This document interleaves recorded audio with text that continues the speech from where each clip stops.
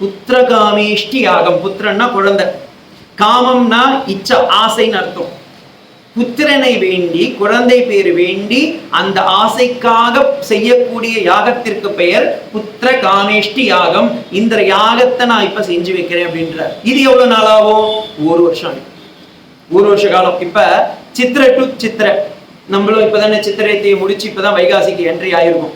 இந்த சித்திர மாசம்ன்றது வசந்த காலம். அந்த காலத்துல பாருங்கோ, சித்திர காலத்துல ஒரு பெரிய இது இருக்கு. அத கோவிந்தர் சொல்றாரு பூஷணத்துல, மற்ற காலங்கள்ல எல்லாம் உங்களுக்கு பூ நிறைய பூக்காது. மழை காலத்துல போய் பாருங்க பூவே பூக்காது. அதே மாதிரி இந்த இலையுதிர் காலத்துல போய் பாத்தீங்கன்னா ஒண்ணுமே பூக்காது.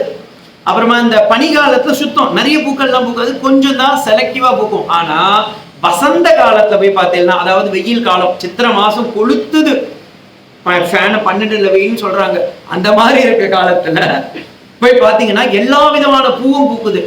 இதுல இருந்து நமக்கு ஒரு சின்ன ஒரு லெசன் இருக்கு. நம்மெல்லாம் வீட்டுக்குள்ளாரியே ஏசிய போட்டுக்கிட்டு அப்படியே குழுகுழுன்னு இருக்கணும்னு நினைக்கிறோம். ஆனா இன்னைக்கு பூக்க போற பூ அதுக்கு தெரியும் இன்னைக்கு ஈவினிங்கே நான் செத்து போயிடுவேன்னு, ஏன்னா சூரியன் சுட்டு எரிக்க போகுதுன்னு.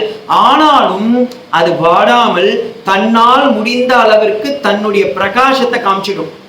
காமிச்சு நான் இருக்கிறேன், பகவான் என்னை காப்பாற்றுவான்னு என்னது பாருங்க இந்த பூக்கள். அதனாலதான் சித்திர மாசத்துல பூக்கிற பூக்கள் எல்லாம் பார்த்து நம்ம என்ன கத்துக்கணும்னா, இந்த பூ மல்லிப்பூ பாருங்க, அது கூட வெள்ளையா இருக்கும், ஆனா கருகும், ஈவினிங் கருகி போயிடும், ஆனாலும் அது ஃப்ரெஷ்ஷா பூக்கும்.